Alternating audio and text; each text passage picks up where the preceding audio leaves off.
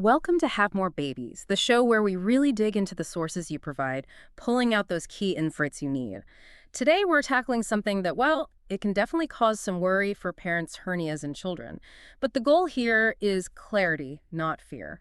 We're going to unpack it all using a really helpful guide from Omega Pediatrics that you sent over. It covers everything from understanding pediatric hernias to diagnosis and care.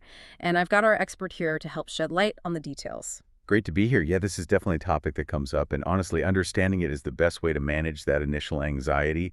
Many times, these are very manageable, especially with early awareness. I completely agree. Just the word hernia can bring up some pretty unsettling thoughts, can it? But knowing what's going on is definitely step one. So let's start right at the beginning. When we talk about a hernia in a child, what are we actually defining? What's happening physically? Right. So in the simplest terms, a hernia is basically when an organ, or maybe just some tissue, bulges out through an opening it shouldn't be going through, or through a weak spot in the muscle or tissue that's supposed to hold it in. Think of it like a barrier in the body has a little gap and something pushes through. Now, hernias can happen at any age, sure, but the really key thing for kids is that certain types are much more common, and they often have roots in how the body developed. Okay, that distinction that it's often developmental feels really important. It's not just like wear and tear from getting older. So what causes these weak spots or these openings to be there in a child's body in the first place? Well, what's really interesting and maybe a little surprising is how often it starts before the baby's even born. A lot of kids are born with what we call congenital factors. Essentially, they might just have naturally weaker muscle tissues in certain spots or areas that didn't quite close up fully during development. It doesn't mean they're born with the hernia itself necessarily, but more like they're born with the potential for one to develop there. Ah, I see. So it's like a predisposition, a vulnerability waiting for a trigger. That makes sense. What about things after birth? What kind of external factors can then, push things through that weak spot? Exactly. That's a great way to put it. Beyond those built-in factors, physical strain is a really big piece of the puzzle. For infants, think about really intense, prolonged crying or straining hard if they have chronic constipation. That internal pressure can be enough. Hmm. For older kids, yeah, lifting something heavy the wrong way, that kind of sudden strain can definitely contribute too. Okay, I can picture how that pressure builds up. And are there underlying medical conditions that might increase the risk as well? Oh, yes, absolutely. Any condition that causes a child to cough a lot or vomit frequently or strain consistently, think severe asthma, or maybe certain digestive issues that repeated stress on vulnerable areas can, over time, lead to a hernia forming. It's often a cumulative kind of thing. Got it. That paints a pretty clear picture of the why. So let's move on to the what. You mentioned different types. It's not just one condition, right? Correct. The guide from Omega Pediatrics highlights three main types we see in children. First, there's the inguinal hernia. These show up in the groin area, and they're actually quite common in both boys and girls. We see them even more often in premature babies. This is usually because there's a little passage connecting the abdomen down towards the scrotum or labia, and normally it closes before birth. In preemies, sometimes it just hasn't had time to seal up yet. Right, so it's a structural thing that sometimes needs a bit more time to finish developing. That explains the higher risk in preemies. What's another common type? The next one is the umbilical hernia. This is the one right around the belly button, the navel. Now, seeing a bulging belly button can definitely look alarming to a new parent, but here's a really key insight and maybe some reassurance. Unlike some other types, a huge percentage of these, maybe up to 90%, actually close up completely on their own, usually by the time the child is about 5. It's a classic case where watchful waiting is often the first and sometimes only approach needed.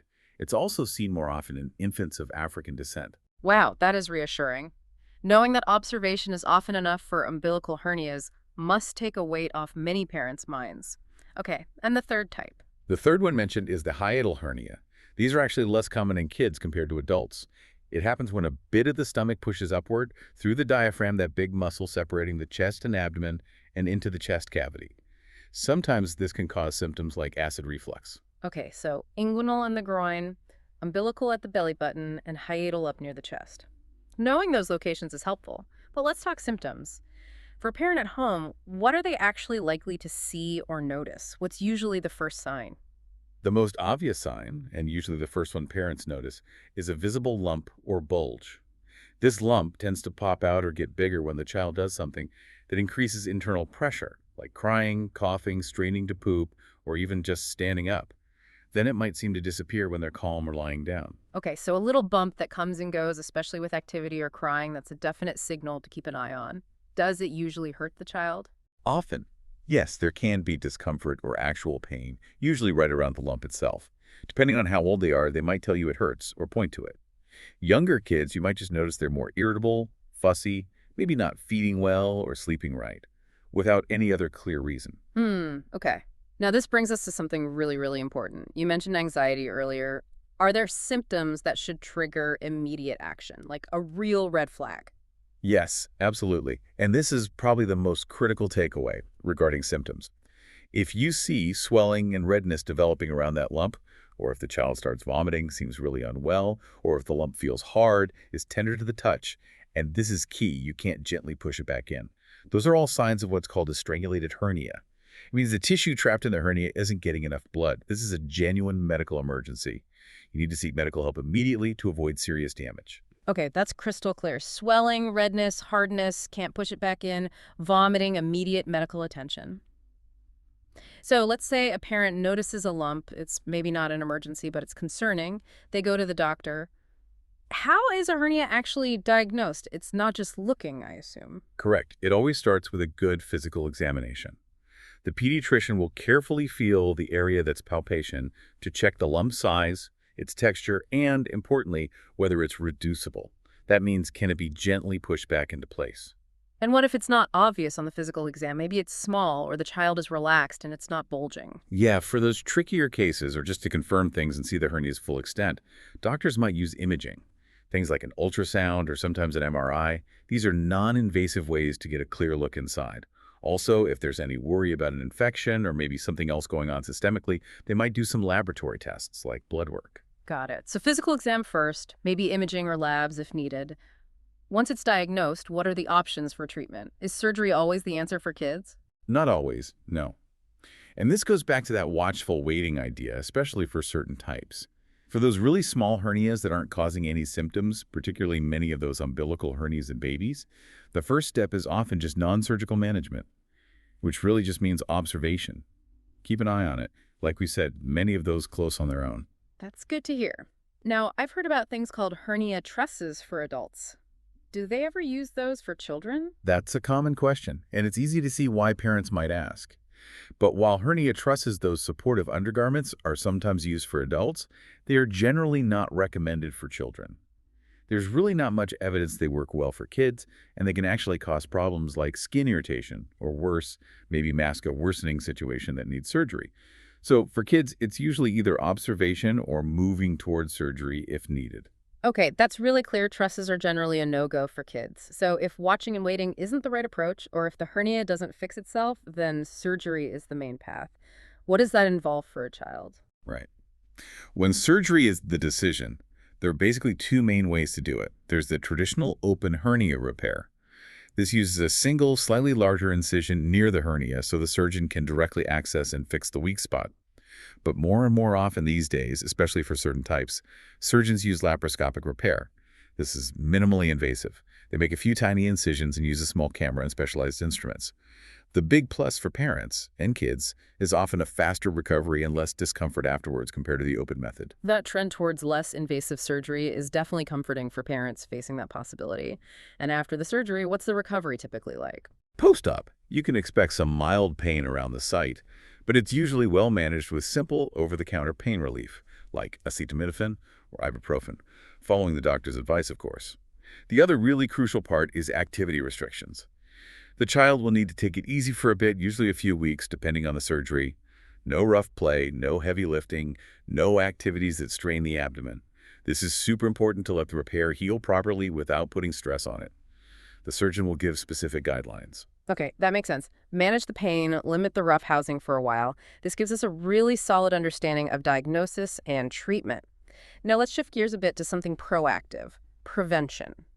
Are there things parents can actually do to minimize the chances of their child developing a hernia? Yes, and this is really about building a strong foundation from a young age. Prevention isn't about one single thing. It's more of a multi-pronged approach. It focuses on healthy habits that help strengthen the body's natural structures. That sounds like good general advice, but how does something like keeping a healthy weight or exercise specifically connect to hernia prevention? Great question. It's more direct than you might think. Maintaining a healthy weight is really key because carrying extra weight, especially around the abdomen, puts constant increased pressure on the abdominal wall. That pressure directly strains those potential weak spots we talked about earlier, making a hernia more likely to happen. And similarly, regular age-appropriate exercise helps strengthen the core abdominal muscles. Stronger muscles provide better support, kind of like a natural corset, making it harder for tissues to bulge through. But the key phrase there is age-appropriate. We don't want kids doing intense weightlifting, obviously. We're talking about active play, sports, things that build core strength naturally without excessive strain. Finding that balance is important. Right. Building strength, not creating strain. That's a vital difference. Yeah. Okay, what about diet? How does what a child eats fit into preventing hernias? Diet plays a surprisingly significant role, actually. Not that eating, broccoli will magically prevent a hernia, but diet profoundly affects two key things: the strength of muscles and connective tissues, and crucially, digestive health. Okay, so let's break that down. What nutrients are important for that muscle and tissue strength? Well, protein is number one. It's the fundamental building block for muscles and all tissues. Making sure kids get enough lean protein from sources like chicken, fish, beans, tofu, eggs helps their bodies build and repair tissue effectively, minimizing weak spots. Then you have vitamins. Vitamin D is important because it helps absorb calcium, which is vital for bone and muscle function. Think fortified dairy, eggs, fatty fish. A good all-around intake of other vitamins like A, C, and E also contributes to overall tissue resilience and the body's ability to heal. So ensuring the body has all the right building materials Yeah. makes sense. And you mentioned digestive health. I imagine that connects back to the straining issue. Exactly. This is where hydration and fiber come in, and they are critical. Being well hydrated helps keep bowel movements soft and regular. Chronic constipation and the straining that goes with it is a major potential trigger for hernias because of that increased abdominal pressure. So making sure kids drink enough water is really important. And right alongside that is fiber. Eating plenty of fiber-rich foods, fruits, vegetables, whole grains, legumes, helps keep the digestive system moving smoothly, prevents constipation, and therefore directly reduces that straining pressure. Ah, okay. So keep things flowing internally to reduce the pressure pushing outwards. That's a very practical connection.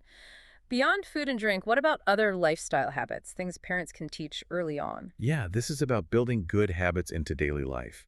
Teaching proper lifting techniques, even for seemingly small things, is huge. Showing kids how to bend at the knees, keep their back straight, and hold objects close to their body helps reduce strain on those abdominal muscles right from the start. It's a lifelong skill, really. Absolutely. And what about just how they stand or sit? Does posture matter? It does. Posture awareness is another piece. Encouraging kids to maintain good posture, sitting and standing tall with a reasonably straight spine, helps reduce unnecessary chronic stress on all their muscles, including the abdominal and groin areas. It contributes to overall core stability, which can potentially lower hernia risk. These are all really practical, everyday things. One last point on prevention. How do regular pediatrician checkups fit into this? Oh, they're absolutely pivotal. Those routine checkups aren't just for shots and measuring height. They're essential for the pediatrician to monitor overall growth and development, yes, but also specifically to discuss risk factors, maybe catch subtle symptoms early, or identify potential weak spots during the physical exam that might otherwise go unnoticed. Early detection, even if it leads to just watchful waiting, can make a huge difference. This has been incredibly clarifying. It really feels like understanding all these pieces, the causes, the types, the treatments, and importantly, the prevention strategies, can genuinely empower parents. And while, the idea of surgery is never easy, it is comforting to know how far medical science has come in making hernia repair safe and effective for kids. Absolutely. And it does make you think, doesn't it? It raises that broader question. If we really integrate these proactive lifestyle choices, these dietary habits, right from early childhood, how does that fundamentally shift our approach? Moving beyond just treating problems to actually building a foundation for lifelong preventative health for the next generation. It's about fostering true well-being from the start. That is a powerful thought to end on. Really highlights the long game of these early habits. Thank you so much for breaking all of this down for us today. Your insights have been invaluable. Now, for everyone listening, if you want even more detail, information about specific services or other resources on children's health, we strongly encourage you to visit omegapediatrics.com. That's OMUGA pediatrics.com. You will find a huge amount of great information there, including more on hernias and lots of other pediatric topics.